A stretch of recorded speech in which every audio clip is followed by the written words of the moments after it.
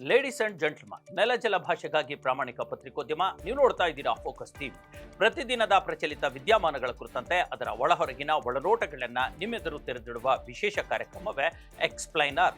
ನಾನು ಹಬೀಬ್ ದಂಡ್. ಎಸ್ ವೀಕ್ಷಕರೇ, ಇವತ್ತು ಮುಖ್ಯಮಂತ್ರಿಯಾಗಿ ಸಿಎಂ ಸಿದ್ದರಾಮಯ್ಯನವರು ಒಂದು ರೀತಿಯ ದಾಖಲೆಯನ್ನ ಸರಿಗಟ್ಟಿದ್ದಾರೆ ಮತ್ತು ಅದು ಇವತ್ತು ಬ್ರೇಕ್ ಕೂಡ ಆಗಿರ್ತಕ್ಕಂಥದ್ದು. ಮಾಜಿ ಮುಖ್ಯಮಂತ್ರಿ ದಿವಂಗತ ಡಿ ದೇವರಾಜ ಅರಸೂರವರು ದಾಖಲೆಯ ಒಂದು ದಿನಗಳನ್ನ ಮಾಡಿರ್ತಕ್ಕಂಥದ್ದು. 7 ವರ್ಷ 239 ದಿನ ಅವರು ಸಿಎಂ ಆಗಿ ಅಧಿಕಾರವನ್ನ ವಹಿಸಿರ್ತಕ್ಕಂಥದ್ದು. ಆ ದಾಖಲೆಯನ್ನ ಇವತ್ತು ಸಿದ್ದರಾಮಯ್ಯ ಸರಿಗಟ್ಟಿ ಆ ದಾಖಲೆಯನ್ನ ಬ್ರೇಕ್ ಮಾಡಿ ಮುಂದಕ್ಕೆ ಹೋಗ್ತಾ ಇದ್ದಾರೆ. ಹಾಗಾಗಿ ಹೊಸ ದಾಖಲೆಯನ್ನ ಬರೆದಿರ್ತಕ್ಕಂಥ ಮುಖ್ಯಮಂತ್ರಿ ಅನ್ನುವಂಥ ಒಂದು ಹೆಗ್ಗಳಿಕೆಗೆ ಅವರು ಪಾತ್ರರಾಗ್ತಾ ಇದ್ದಾರೆ. ಇದು ಇವತ್ತು ಜನವರಿ 6ರಂದು ಇವತ್ತು ಇಡೀ ರಾಜ್ಯದ ತುಂಬೆಲ್ಲ ಸಿದ್ದರಾಮಯ್ಯ ಅಭಿಮಾನಿಗಳು ಅಥವಾ ಅವರ ಬೆಂಬಲಿಗರು ಅಥವಾ ಕಾಂಗ್ರೆಸ್ ಪಕ್ಷದ ಕಾರ್ಯಕರ್ತರು ಎಲ್ಲರೂ ಕೂಡ ಒಂದು ರೀತಿ ಸಂಭ್ರಮದಿಂದ ಒಂದು ಸಂಭ್ರಮ ಪಡ್ತಾ ಇದ್ದಾರೆ. ಜೊತೆಗೆ ಅಹಿಂದ ವರ್ಗದವರು ಕೂಡ ಒಂದು ರೀತಿಯ ಖುಷಿಯ ವಾತಾವರಣ ಇದೆ. ಆದರೆ ವಿಷಯ ಇದಲ್ಲ. ಇಂತಹ ಒಂದು ಸಂದರ್ಭದಲ್ಲೂ ನಮ್ಮ ರಾಜ್ಯದ ಒಬ್ಬ ಮುಖ್ಯಮಂತ್ರಿ ದೊಡ್ಡ ಮಟ್ಟದಲ್ಲಿ ಒಂದು ಸಾಧನೆಯನ್ನು ಮಾಡ್ತಾ ಇದ್ದಾರೆ. ಜನಪರವಾದ ಆಡಳಿತವನ್ನು ನೀಡ್ತಾ ಇದ್ದಾರೆ. ಜನಪರವಾಗಿರ್ತಕ್ಕಂಥ ಯೋಜನೆಗಳನ್ನು ಕೂಡ ನೀಡ್ತಾ ಇದ್ದಾರೆ ಅನ್ನುವಂಥ ನಿಟ್ಟಿನಲ್ಲಿ ಇಲ್ಲಿಯೇ ಇರತಕ್ಕಂಥ ಇತರ ರಾಜಕೀಯ ಪಕ್ಷಗಳ ಪ್ರತಿಕ್ರಿಯೆ ಹೇಗಿದೆ ಅನ್ನುವಂಥದ್ದು ದೊಡ್ಡ ಮಟ್ಟದ ಕುತೂಹಲ ಮೂಡಿಸುತ್ತೆ ಅಲ್ವಾ?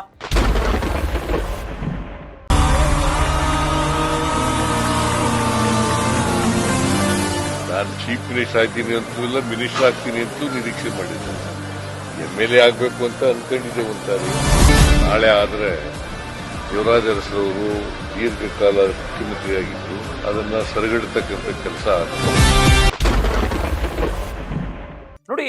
ಈಗ ಸಿದ್ದರಾಮಯ್ಯನವರು ಇವತ್ತು 7 ವರ್ಷದ 239 ದಿನಗಳನ್ನ ದಾಟಿ 240ನೇ ದಿನಕ್ಕೆ ಕಾಲಿಡ್ತಾ ಇರತಕ್ಕಂಥದ್ದು. ಈ ಹಂತದಲ್ಲಿ ಯಾವುದೇ ರಾಜಕೀಯ ಪಕ್ಷವಾಗ್ಲಿ ಯಾವುದೇ ನೇತಾರರಾಗ್ಲಿ ಒಂದು ರೀತಿಯ ಶುಭಾಶಯಗಳನ್ನು ಕೋರುವಂಥದ್ದು, ಬೆನ್ನು ತಟ್ಟುವಂಥದ್ದು ಆಗ್ಬೇಕು. ಆದ್ರೆ ಇವತ್ತು ಆ ಪರಿಸ್ಥಿತಿ ಇದೆಯಾ? ರಾಜಕೀಯ ಎಷ್ಟೊಂದು ಹದಗೆಟ್ಟು ಹೋಗಿದೆ, ಎಷ್ಟೊಂದು ಸ್ವಾರ್ಥಪರವಾಗಿದೆ, ಎಷ್ಟೊಂದು ಅಲ್ಲಿ ಜಲಸಿ ತುಂಬಿಕೊಂಡಿದೆ, ಒಂದು ರೀತಿ ಹೊಟ್ಟೆ ಉರಿ, ಹೊಟ್ಟೆ ಕಿಚ್ಚು, ಹೊಟ್ಟೆ ನೋವು ತುಂಬಿಕೊಂಡಿರ್ತಕ್ಕಂಥದ್ದು ಎಷ್ಟು ಅನ್ನುವಂಥದ್ದು ಸಾಬೀತಾಗ್ತಾ ಇದೆ. ಓಕೆ, ವಿಪಕ್ಷಗಳು ಅಂದ ತಕ್ಷಣ ಆಡಳಿತ ಪಕ್ಷದ ಎಲ್ಲವನ್ನೂ ಎಲ್ಲದನ್ನೂ ಒಪ್ಕೋಬೇಕು ಅನ್ನುವಂಥದ್ದಲ್ಲ.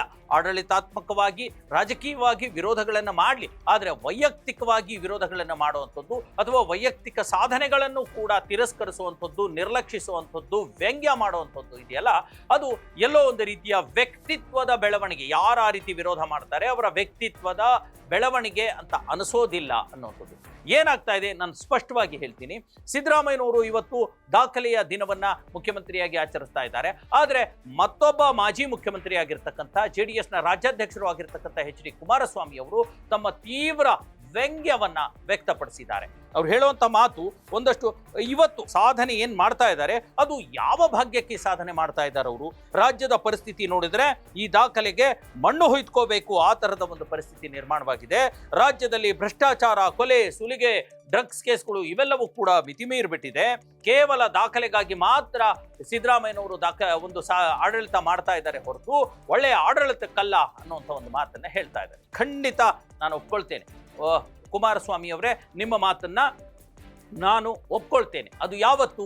ನಿನ್ನೆ ಮಾತಾಡಿ, ನಾಳೆ ಮಾತಾಡಿ, ಯಾವತ್ತಾದ್ರೂ ಮಾತಾಡಿ. ಆದ್ರೆ ಇವತ್ತಿಗೆ ಒಂದು ವಿಶೇಷ ದಿನ ಇದೆ ಅಲ್ವಾ?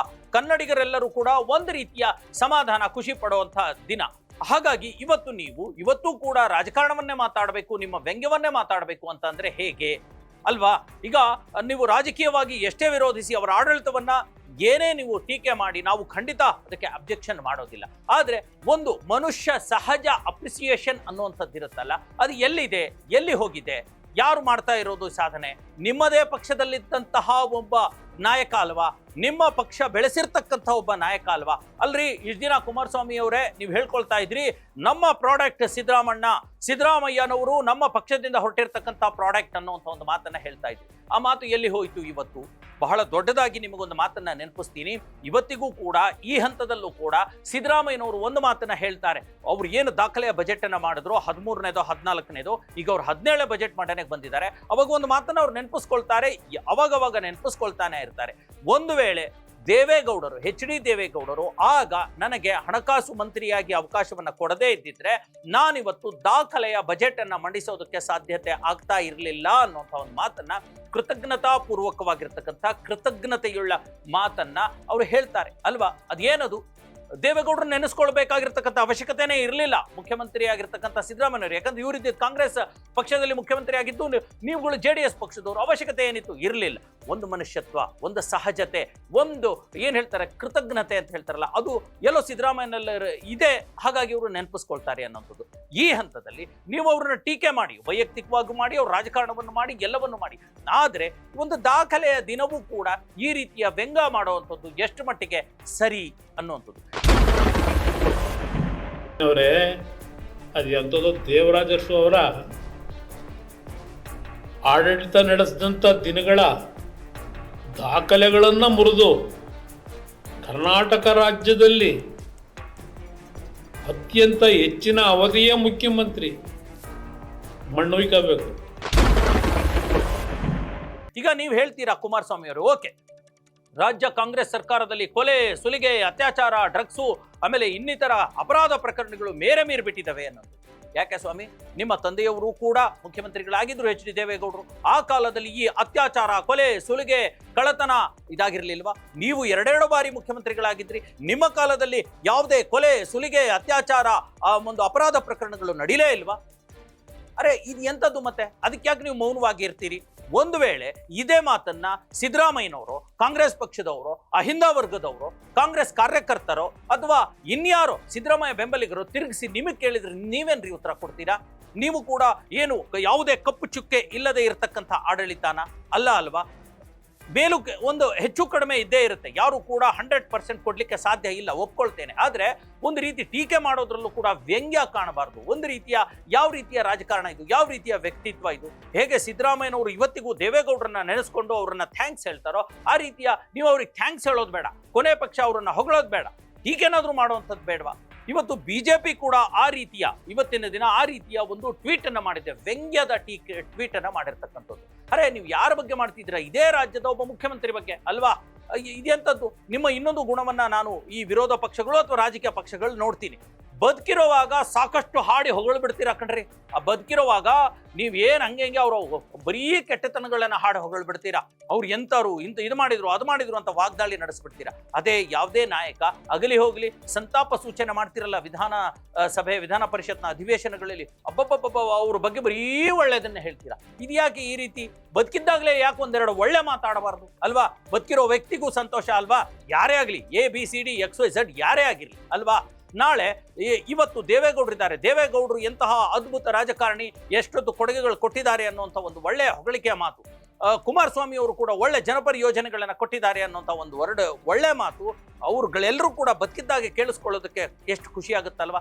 ಅರೆ ಇಲ್ಲದೆ ಇದ್ದಾಗ ಹೇಳೋವಂಥದ್ದು ಎಂತದ್ರಿ? ಅದ್ಯಾಕೆ ಸಂತಾಪ ಸೂಚನೆಯಲ್ಲಿ ಮಾತ್ರ ಆಯಾ ವ್ಯಕ್ತಿ ಬಗ್ಗೆ ಒಳ್ಳೆದನ್ನ ಹೇಳಬೇಕು, ಬದುಕಿದ್ದಾಗ ಬರೀ ನೆಗೆಟಿವೇ ಹೇಳಬೇಕು ಅನ್ನೋಂಥದ್ದ? ಇದ್ಯಾವ ರೀತಿ ರಾಜಕಾರಣ? ಇದ್ಯಾವ ರೀತಿ ಮನುಷ್ಯತ್ವ? ಇದ್ಯಾವ ರೀತಿ ಸಂಸ್ಕಾರ? ಇದ್ಯಾವ ರೀತಿ ಸಂಸ್ಕೃತಿ? ಇದ್ಯಾವ ರೀತಿ ಮಾನವೀಯತೆ? ನಾವು ಅರ್ಥ ಮಾಡ್ಕೊಳ್ಬೇಕಲ್ವಾ? ನೀವು ರಾಜ್ಯಾಧ್ಯಕ್ಷರಾಗಿದ್ದೀರಾ ಕುಮಾರಣ್ಣವರೇ, ನಿಮ್ಮದೇ ಒಂದು ವ್ಯಕ್ತಿತ್ವವನ್ನ ನಿಮ್ಮ ಪಕ್ಷದ ಕಾರ್ಯಕರ್ತರು ಕೂಡ ಫಾಲೋ ಮಾಡ್ತಾರೆ. ಅದು ಯಾರೇ ಆಗಿರ್ಲಿ, ಕಾಂಗ್ರೆಸ್ ಆಗಿರ್ಲಿ, BJP ಆಗಿರ್ಲಿ, ನಾವು ಏನು ವರ್ತನೆಯನ್ನ ತೋರಿಸ್ತೀವಿ ಅದೇ ವರ್ತನೆಯನ್ನ ನಮ್ಮ ಕಾರ್ಯಕರ್ತರು, ನಮ್ಮ ಬೆಂಬಲಿಗರು ಫಾಲೋ ಮಾಡ್ತಾರೆ. ನಾವು ದ್ವೇಷವನ್ನ ಮಾಡಿದ್ರೆ ಅವರು ದ್ವೇಷವನ್ನ ಬಿತ್ತುತ್ತಾರೆ, ನಾವು ಪ್ರೀತಿಯನ್ನ ಹಂಚಿದ್ರೆ ಅವರು ಕೂಡ ಪ್ರೀತಿಯನ್ನ ಹಂಚ್ತಾರೆ ಅಲ್ವಾ? ಇದನ್ನ ಅರ್ಥ ಮಾಡ್ಕೋಬೇಕಿದೆ ಅಲ್ವಾ?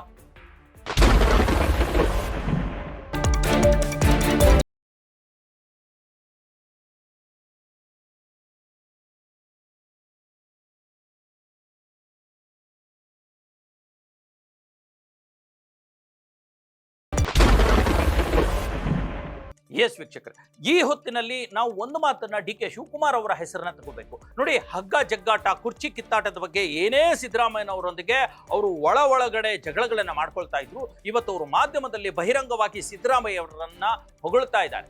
ಅದರ ಅರ್ಥ ಅವರು ಕುರ್ಚಿಗಾಗಿ ಒಂದು ಸ್ಪರ್ಧೆಯನ್ನು ಬಿಟ್ಟುಬಿಟ್ಟಿದ್ದಾರೆ ಅಂತಂದಲ್ಲ.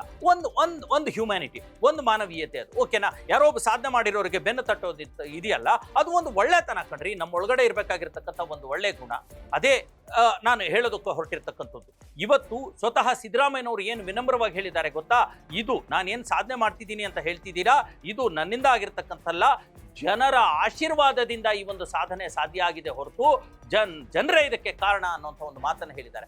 ಮತ್ತು ಮುಂದುವರೆದು ಇನ್ನೊಂದು ಮಾತು ಹೇಳ್ತಾರೆ, ಹೇಗೆ ಸಚಿನ್ ದಾಖಲೆಯನ್ನ ಕೊಹ್ಲಿ ಮುರಿದ್ನೋ ಹಾಗೆ ನನ್ನ ದಾಖಲೆಯನ್ನು ದೊಡ್ಡ ವಿಚಾರ ಅಲ್ಲ, ಮುಂದೆ ಯಾರಾದರೂ ಮುಂದೆ ಮುರಿಯಲಿ, ಅದನ್ನ ಮುರಿಯಲಿ ಅನ್ನುವಂಥ ಒಂದು ಆಶಯವನ್ನು, ವಿನಮ್ರತೆಯನ್ನು ಕೂಡ ಪ್ರದರ್ಶಿಸ್ತಾ ಇದ್ದಾರೆ. ಆ ಒಂದು ಕೃತಜ್ಞತಾ ಭಾವ, ವಿನಮ್ರತೆ, ಸಂಸ್ಕೃತಿ, ಸಂಸ್ಕಾರ ಕೇವಲ ಕೆಲವೊಬ್ಬರಿಗಷ್ಟೇ ಅಲ್ಲ, ಎಲ್ಲರಿಗೂ ತಲುಪಲಿ, ನಮ್ಮೆಲ್ಲರಲ್ಲೂ ಕೂಡ ಕನ್ನಡ ಸಂಸ್ಕೃತಿ, ಕನ್ನಡದ ಪ್ರೀತಿ ಬೆಳೀಲಿ ಅನ್ನೋ ಅಂತ ಮಾತನ್ನು ಹೇಳ್ತಾ ಈ ಒಂದು ಎಕ್ಸ್ಪ್ಲೇನರ್ನ ಮುಗಿಸ್ತಾ ಇದ್ದೀನಿ. ಮುಂದಿನ ಮತ್ತೊಂದು ವಿಚಾರದೊಂದಿಗೆ ನಿಮ್ಮ ಮುಂದೆ ನಾನು ಬರ್ತೀನಿ. ಅಲ್ಲಿವರೆಗೂ ನೋಡ್ತಾ ಇರಿ ನೆಲ ಜಲ ಭಾಷೆಗಾಗಿ ಪ್ರಾಮಾಣಿಕ ಪತ್ರಿಕೋದ್ಯಮ, ನಿಮ್ಮ ಫೋಕಸ್ ಟಿವಿ.